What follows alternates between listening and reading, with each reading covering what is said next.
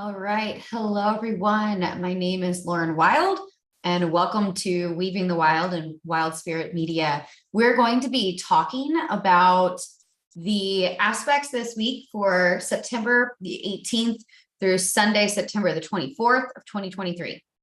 So in the spirit of Virgo season, I'm trying to find, these different systems to help me organize my time and my commitments to be the most effective. These are very, very Virgo aspects. So bear with me as I'm consistently finding these new routines and systems to lead into to help support this work and the consistency with which it comes out as a body into the general public. Over the last about 5 months, 6 months now, I have been really working to establish a private practice that is really rooted in one-on-one coaching and education with me. It's very, very, very rooted in what I call the worth craft process. So really cultivating a deep sense of worth and boundaries and purpose and overall an embodied sense of sovereignty, and then how that plays out into our anchored embodied magic, which I call the So Magic method. And it has been extremely successful. I'm very, very proud of it.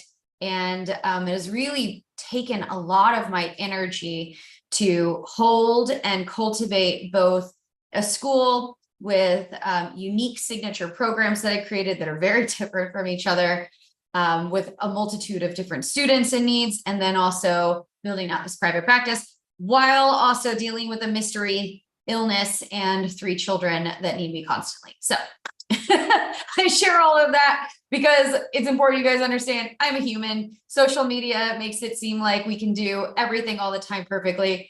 Definitely not true. I try not to portray that myth out into the world the best of my ability, but here's me just being transparent. So with all that being said, thank you for always providing grace as I kind of go with the flow until that flow becomes an intuitive container that allows me to keep filling it. So let's go ahead and get into our astrology for the week. So it's a cool week in general. The sun is in the late degrees of Virgo. So, when we get to Monday, which was yesterday, technically today I'm doing this on Tuesday, September the 20th. The moon moved into Scorpio early in the morning. So it was in the early degrees of Scorpio all day yesterday. And also the sun was at 25 degrees of Virgo. So we're really, looking at the last 5 days of Virgo season. Anytime we get to about 25 degrees of any sign, we are in the last 5 days of its aspects in regards to the sun. Not all planets take days to move degrees, right? Like Pluto could take a whole year to move 1 degree. But when the sun is involved, it's 1 day per degree. And so what we're looking at is 25 to 29, which is also 30, which is what we call the anaretic or the karmic degree. That is where we're in mastery energy. We're wrapping things up. We're really looking back on the internal level, reviewing what the theme of that zodiac sign is in that part of your chart. So for me, my midheaven is 25 degrees of Virgo. So yesterday, the sun was exactly conjunct my midheaven. I was very, very, very aware of being behind. I was sick all of August. Virgo season, Mars in Virgo brought up a lot of health issues, particularly related to my digestion, which Virgo rules the stomach. So of course, and really getting on track with my health, my nutrition, my consistency, my sleep, my stress levels, all of those things. And almost every single person that I've been working with was also working through those things. So why I share that is because when we get to 25 to our anaretic degree, the 29th degree, that is where we're in review and completion energy. In Virgo, this is about tasks. This is about things that need to get done, actually really need to get done. What really brings that energy up on a higher level, however, is the fact that Mercury is now direct in Virgo. Okay. So now Mercury is moving through that first decan. It should be at about 9 degrees today.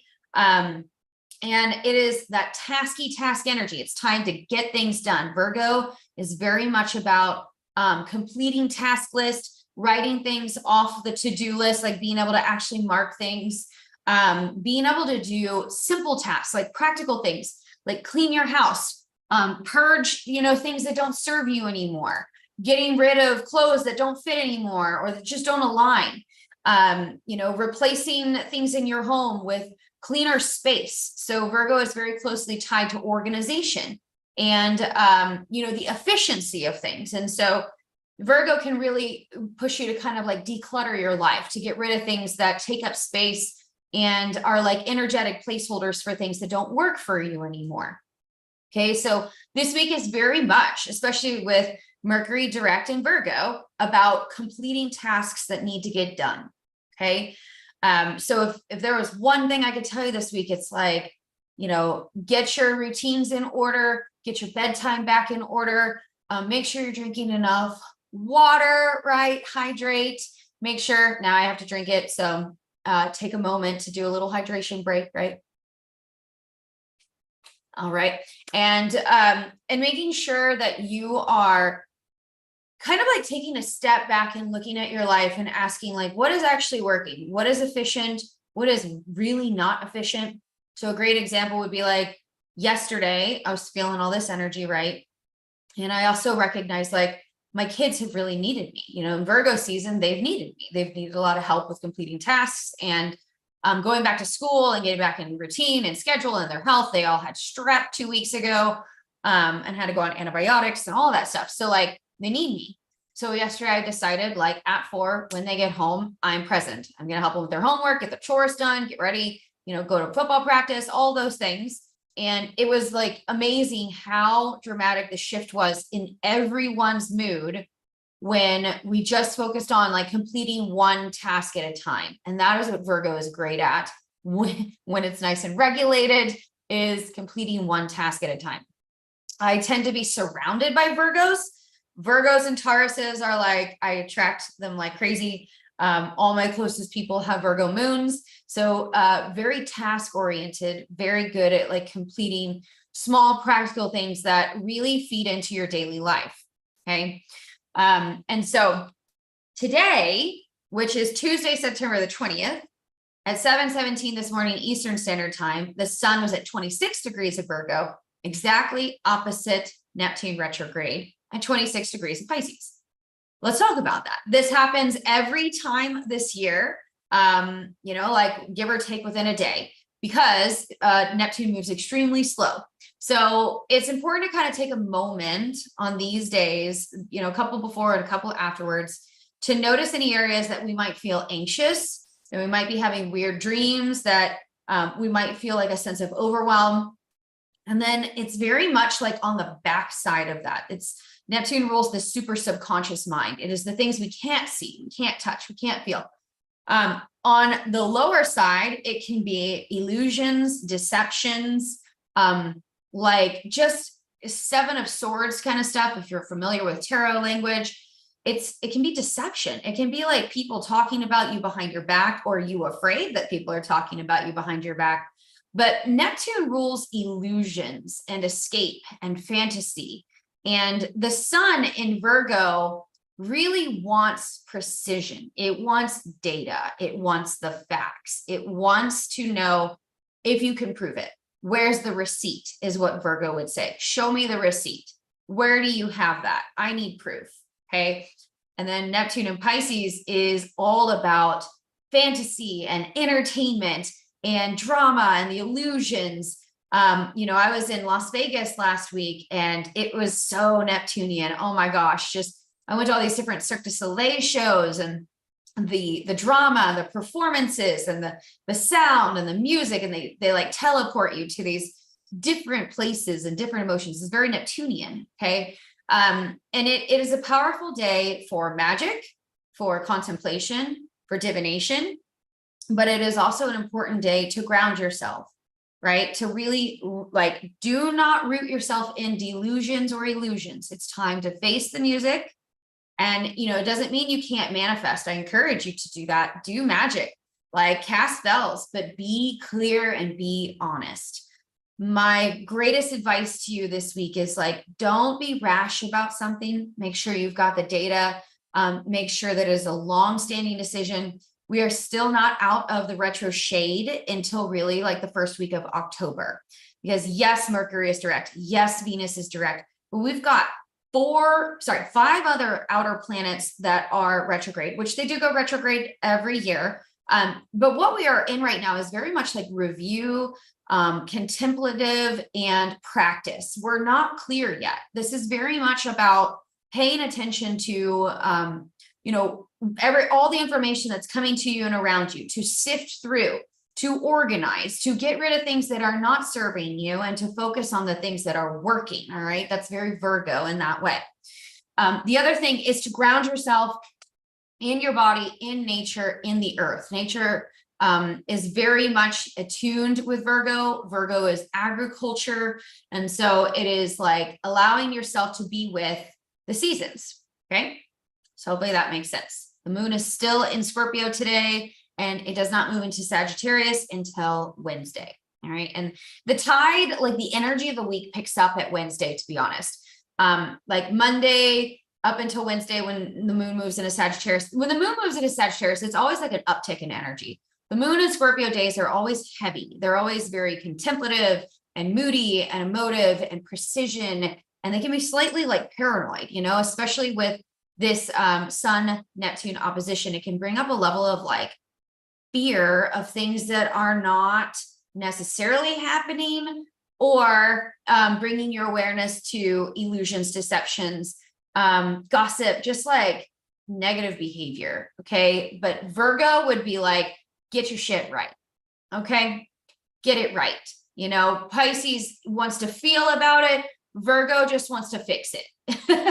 Right. So with the sun in Virgo, it's like, we're not paying attention to these, like false rumors or whatever is going on over here. We are clear. We are focused on the tasks that need to be completed for our highest alignment and our highest good. Okay. Hopefully that's helpful for somebody. Now, once we get to Wednesday, like I said, we've got the moon in the late degrees of Scorpio. And with all of the signs, it always brings an aspect of, emotions up to the surface, because that is what Scorpio is. It's very much the, what is the word? I forgot the word. The archaeologists, they want to unearth, they want to dig things up from the very root of the issue. And so with Virgo sun and a Scorpio moon, I don't know if you've ever met a Virgo sun, Scorpio moon person. They're very precise. They can be quite obsessive, however, about finding the truth or unearthing something to figure out why it is the way that it is. All right. So I share this because these are applicable pieces in general. All right. But at about 10 in the morning, Eastern Standard Time on Wednesday, we really start to get to a lighter energy, because the moon starts to move into Sagittarius. It takes on that, Jupiterian, Jupiter fire. It's more jovial, it's more fun, it's more uplifting. It just is easier. It's just easier to deal with, to be honest. Okay. But before we get that, on Tuesday, which is today, in the evening, Mars comes into a very strange aspect. We call it a quincunx with Jupiter. And that really goes until about Thursday night. And what it does is it creates this, it's 150-degree angle. So it's like five signs over. We call this aspect a rock and a hard place aspect. It's like a failure to integrate. They just don't really get along. They just don't really know how to work with each other. They're not the same, sign. They're not like water, air, fire, or earth. And they're not like cardinals or fixed or mutables. They're just kind of off with each other. They don't really get along super well, because Mars is in Libra and, Jupiter is in Taurus. Now, the thing is that those two aspects are both ruled by Venus. So we're talking about money, we're talking about relationships, we're talking about values, and we're talking about a sense of worth and self-esteem.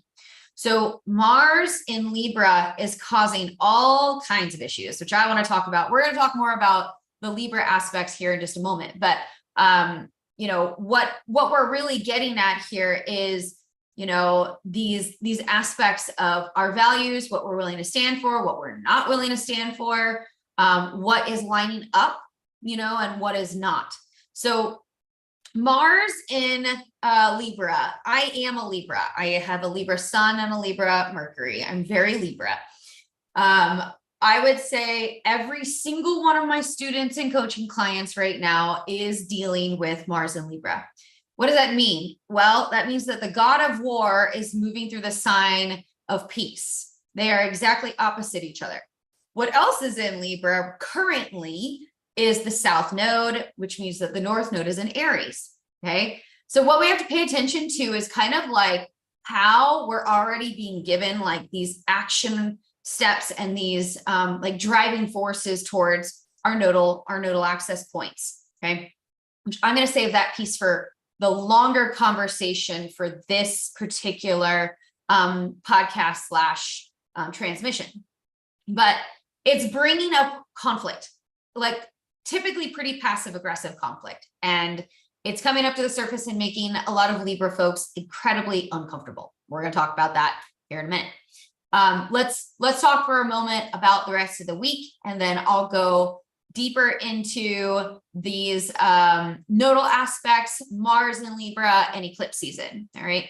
So on Thursday, it's going to be like really late at night. I think it's like 1:30 in the morning or something on Thursday, the 21st. We've got the sun in a trine to Jupiter. Now it is not Jupiter. The sun is trine Pluto. It's already trine Jupiter like a week and a half ago, but it is going to trine Pluto retrograde. All right.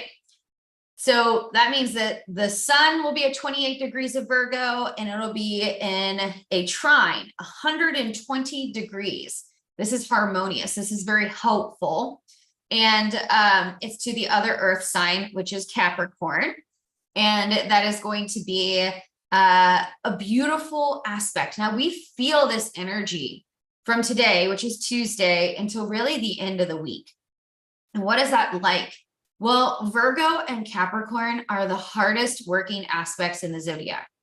This is completion energy. This is ambition. This is clear focus. This is dedication to completing a task and coming out on top. All right. This is powerful energy if you utilize it well. If you do not let, this watery Scorpio moon and sun opposite Neptune energy suck you down into the pits of like illusion, delusion, and emotional despair, right?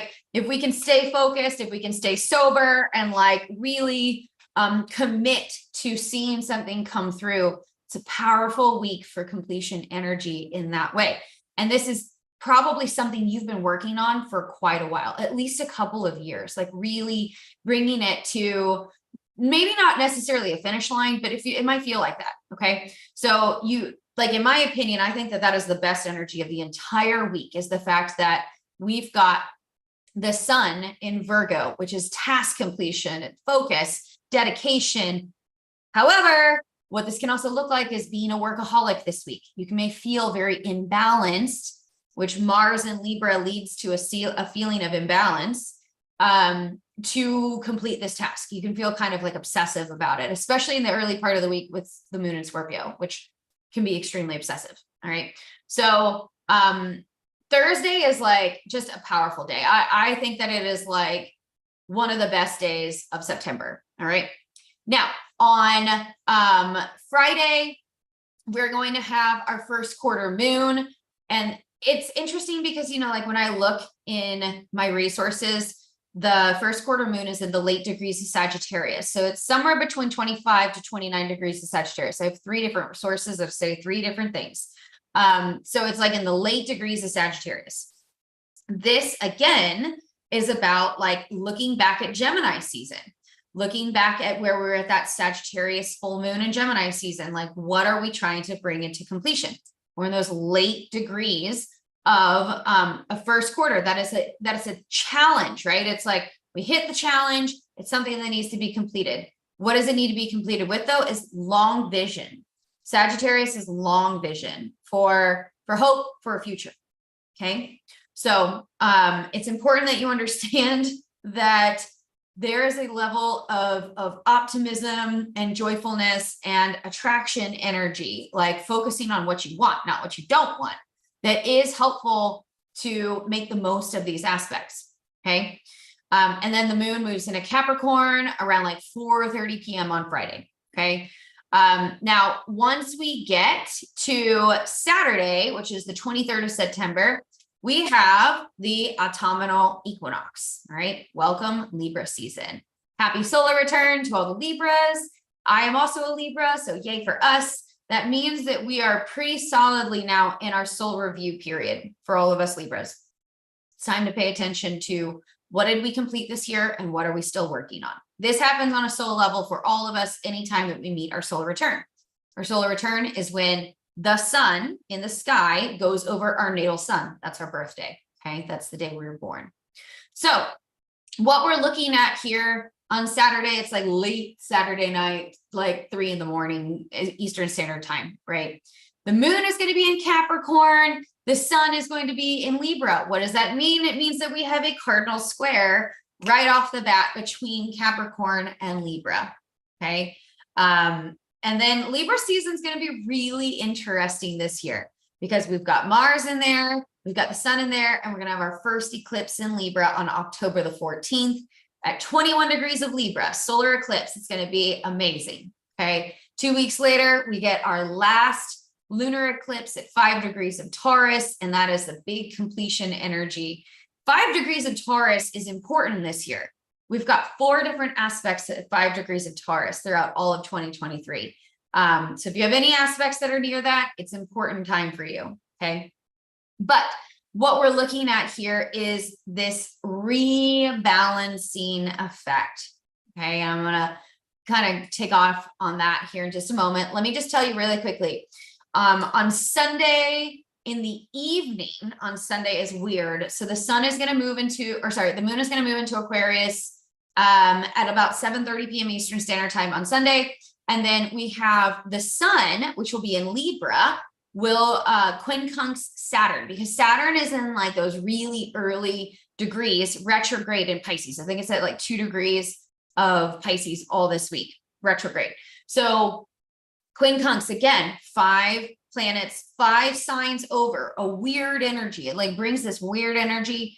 And, what are we thinking about in regards to this? We are thinking about very much like Pisces energy, which is, again, imagination and dreaming. But this quincunx can, especially, with the aspect of Libra wanting to be relationships, and Pisces, it can bring up some strange feelings, like where we're not exactly sure how people feel about us or we feel about them. The goal is to really stay open-minded and just clearly communicate, or always believe the best in people. Like really just take a moment to believe the best in people until they prove you otherwise, or at least until you ask. Okay. So that is like our astrology for the week of September the 19th through the 24th. Now, what I want to talk about more, and I promised I would talk about more, is going to be Mars in Libra and Libra season. I'm going to go into that a lot more in another episode that I'm going to do on the nodal axis and the aspects between releasing codependency and stepping into sovereignty. So that's like very large scale conversation that we're having with the North Node in Aries and the South Node in Libra for the next 17 months at this point. So what I want to talk about though is the shift in season briefly into autumn equinox energy. So what this means is that on Saturday, late, it's like 3 a.m, I think, the sun is going to move into Libra. Well, in the Southern Hemisphere, they're moving into spring equinox energy. So we get the rebalancing of light, and the equinoxes are important because they are the great equalizers of energy. So for those in the Southern Hemisphere at this time, they're going to be moving into the rebalancing of the wheel of the year, moving towards light. And then for us in the Northern Hemisphere at this time period, we are feeling that rebalancing of energy of the wheel moving solidly towards darkness. Okay. And then once we hit the autumn equinox, we are really strongly in what we call the thinning of the veil in the Northern Hemisphere. This is when the veil between the physical 3D world, Earth, Earth consciousness, and the spirit realm starts to dissipate. It starts to dissolve, and we start to have an easier time coming into communication with spirit realm.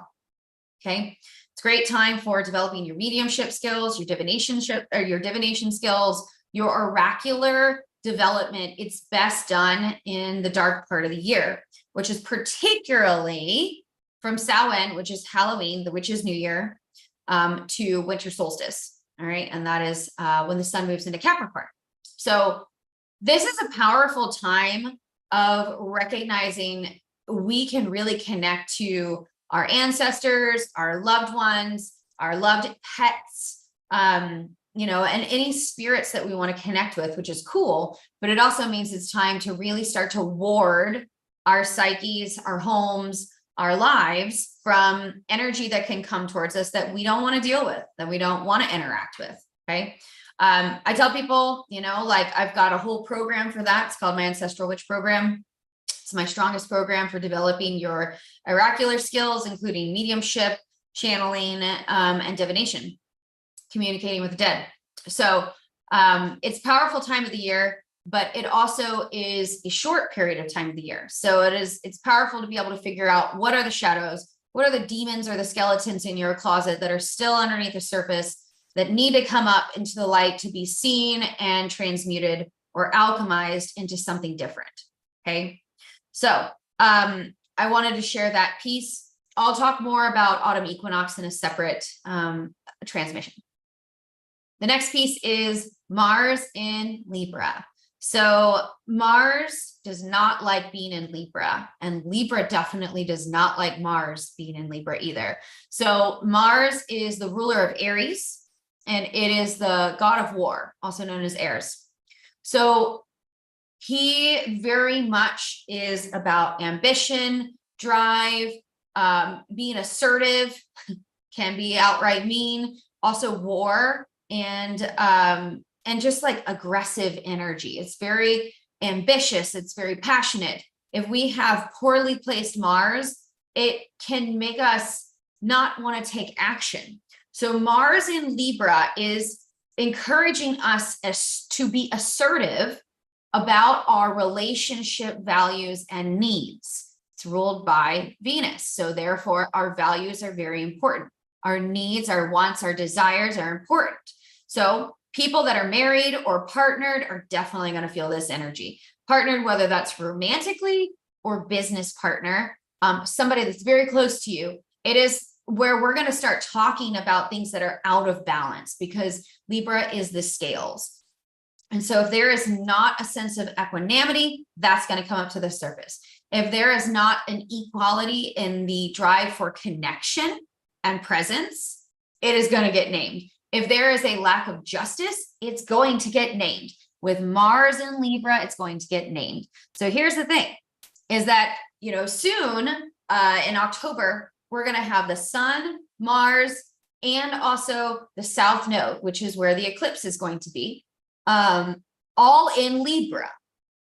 And what does that mean? It means that we are going to be collapsing out relationships that do not align, particularly ones that do not align with our values and ones that do not have a sense of reciprocity in them. They're not equal. They don't feel right. They don't feel balanced, right? There's not a level of respect about how the relationship dynamics are set.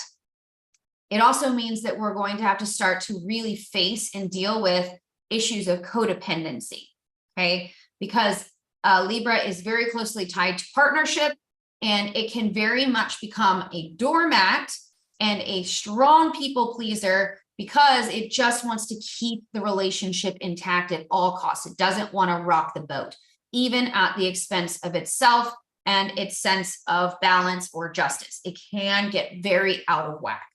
Okay, so what are we looking to? We're looking to the North Node, which is Aries. Aries says, I am. It is about independence. It is about boundaries. And it is very, like, you literally can't spell boundaries without Aries. Okay. And it is very much about this sense of sovereignty. Like, I am valuable as I am. I am worthy as I am. I am worth it to be here. Okay. Because the other piece that's in Aries across the way from Libra is Chiron. Chiron is retrograde in the 19 to 18 degrees of Aries at this time. And when we see Mars come into that aspect, it is going to bring something up for all of us. Okay. We're all going to experience something pretty extreme that is painful in that aspect. Okay. And I'll talk about that more next week, but it really just boils down to something coming up to the surface that's going to trigger us. And it is also the great, trigger to help us heal on a deeper level as well. Okay. So I hope that this has been helpful for you guys. Remember to set your sights on completing something that you know is for your highest health and your highest alignment, and direct your energy towards that. Complete the projects that need to be completed. Communicate clearly and effectively where there is a lack of reciprocity, and recognize in your body when certain relationships have come to their completion, or if they're going to carry on and be healthier. All right. All right. I hope that this was helpful for you guys. If you know that you want a reading and you're like, Lauren, literally just spoke another language, but things that you said make sense. I don't know how to apply it to myself. Help me. Please check the comment box below. I'll have a link to readings with me. I would absolutely love to be of service to help you make sense of all of these things and get you moving in the right path. If you've had a reading with me and you're like, Lauren, I need to learn more, I have a whole school called Wild Spirit School, and then I have my one-on-one private coaching practice called Worthcraft. I would absolutely love to hop on an illumination call with you and see if that is something that would be supportive to you. Otherwise, I hope that this has been a helpful transmission, and I will see you next time. Have a good day.